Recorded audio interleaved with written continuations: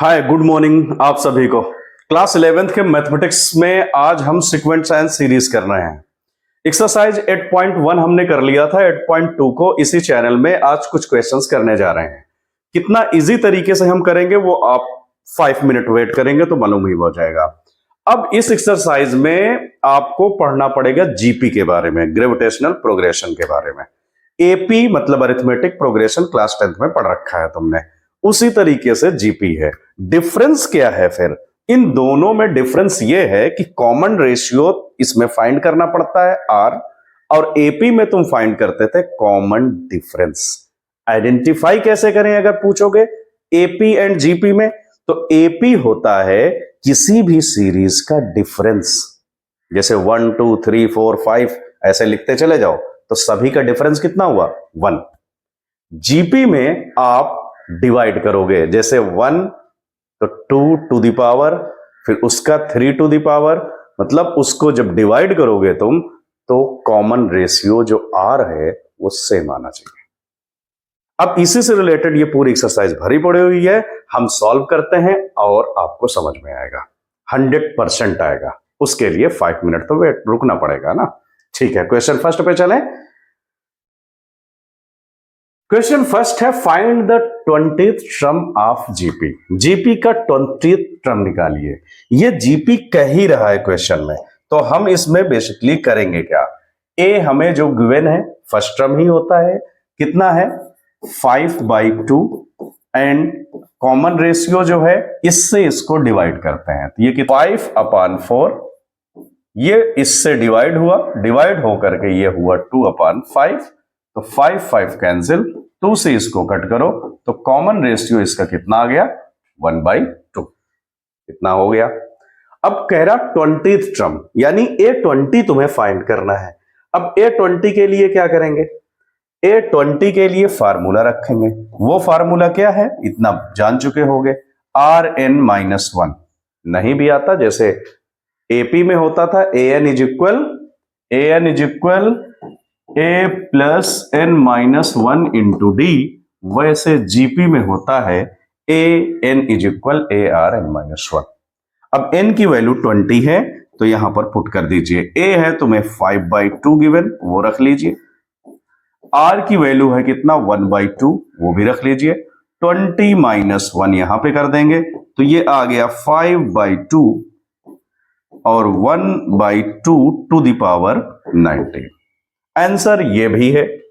और इसको सिंप्लीफाई करना चाहोगे तो 2 की पावर वहां पर क्या हो जाएगा? एक यहां पर लाओगे तो 1/2 एक ऐड होकर के 20 हो जाएगा, वो भी आंसर है। अब क्यों 1/2 टू द पावर 19 पर ही हमने स्किप किया, छोड़ दिया, यहीं पर आंसर मान लिया? Because of 22 to the power 19 करने में थोड़ा से टाइम लगेगा, और 1 मार्क्स के क्वेश्चन में इतना ही करना है। सेकेंड क्वेश्चन पे चलते हैं। क्वेश्चन नंबर सेकंड में कह रहा find 12th term of GP. 12th term जब कहेगा तो हम A12 लिख लेंगे ऐसे। Whose 8th term, 8th term मतलब A8 192 गिवन है, एंड कॉमन रेशियो जिसे हम R कहते हैं, कितना है वो? 2। इसकी हेल्प से हम A12 निकाल लेंगे, बट A तो हमें गिवन नहीं है, तो A यहां से फाइंड करें। A8 का फार्मूला क्या हुआ सर? AR8-1 यानी 7, 192। ठीक है, ए की वैल्यू हमें फाइंड करना है, आर गिवन है 2 टू द पावर 7 हो गया, is equal 192। A is equal 192 upon 2 to the power 7 divide में जाएगा, तो A to the power 2 to the power 7 की वैल्यू क्या होती है?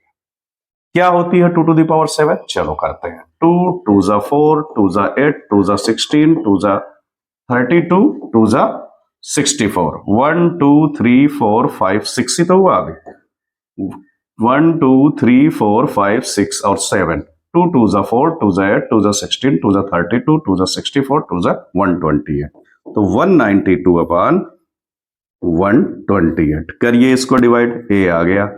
अब इसको किससे डिवाइड करें? क्वेश्चन ये है, तो चलो करते हैं भाई, इतना बड़ा खेल थोड़ी है। इसको 2 से अगर हम डिवाइड करेंगे, 2 9 जा 18 और 2 6 जा 12, ये हुआ 2 6 जा 2 4 जा, अच्छा 2 4 जा 8, 2 8 जा 16, 2 3 जा 2 2 जा फिर और होगा 4 8 जा 32, 4 1 जा और 4 2 जा 8, 12/8 और होगा ये 4 2 जा 4, 4 3 जा 12,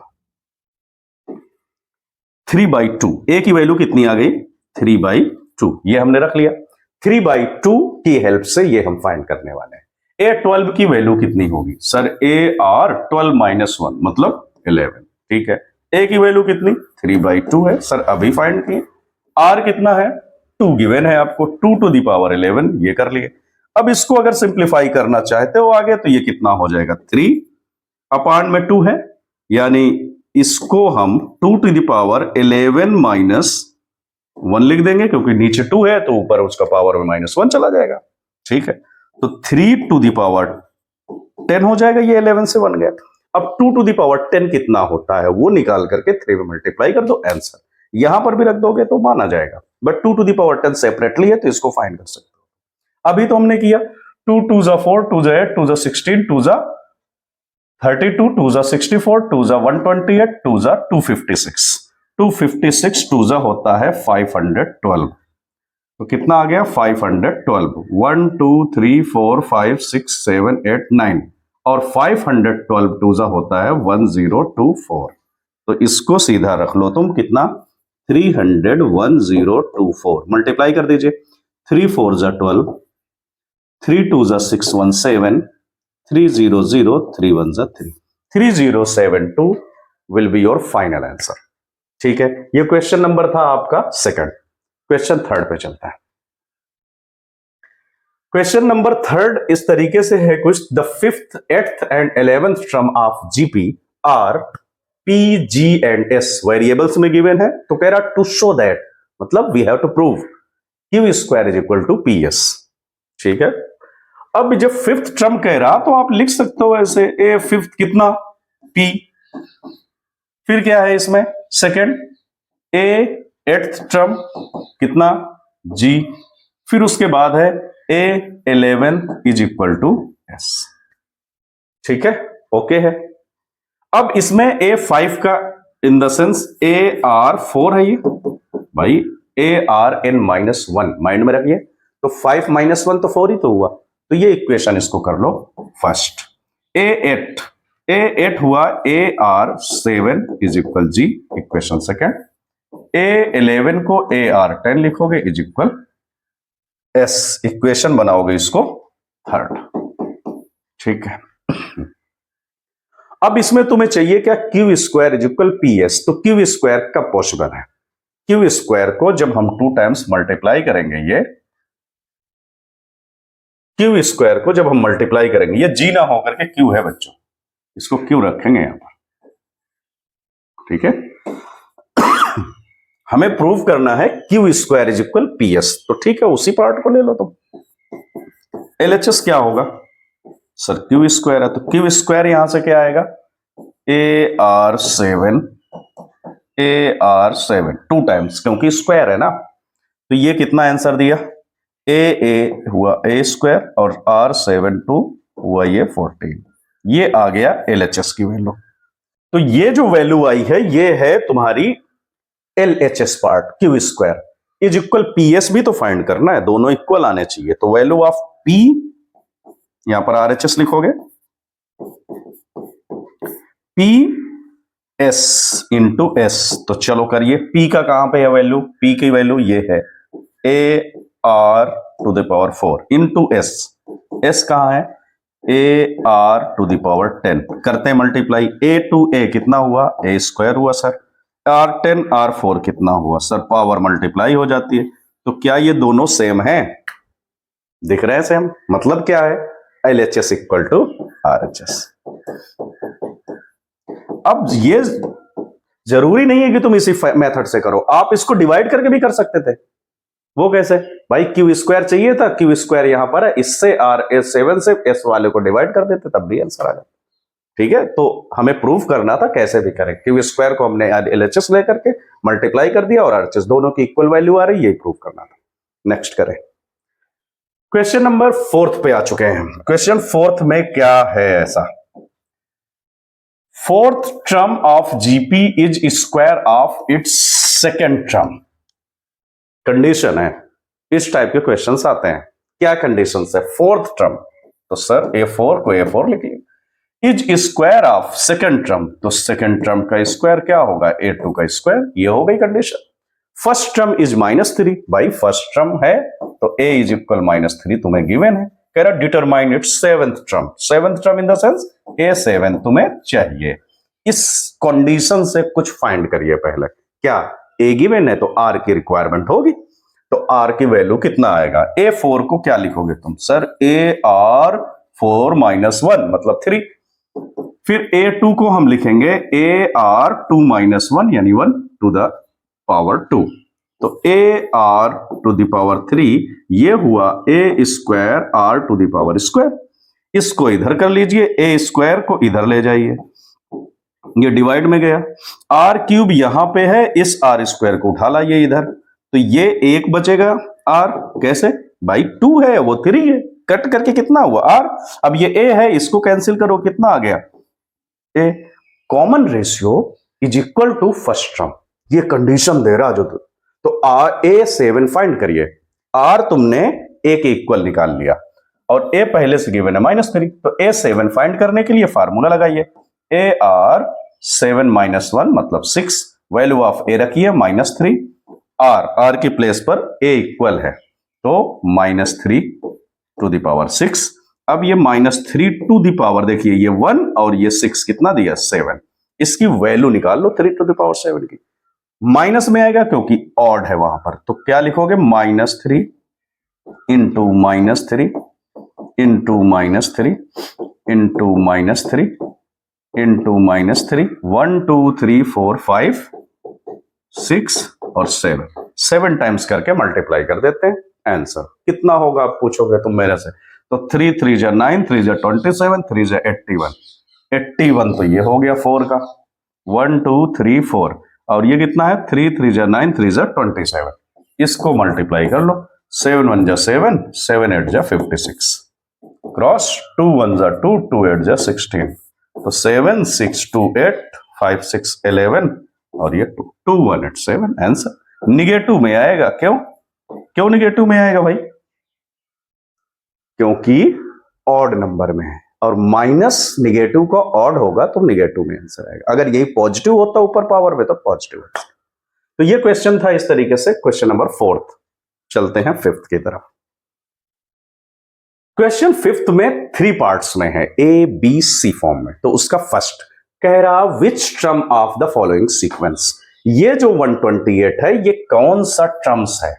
हम अगर सीरीज को ले जाएं 2 2√2 4 इसी तरीके से 128 आएगा कहीं, और 128 कितने नंबर पर आएगा यही तो जीपी बताने वाली है। अब देख लो 2 मिनट।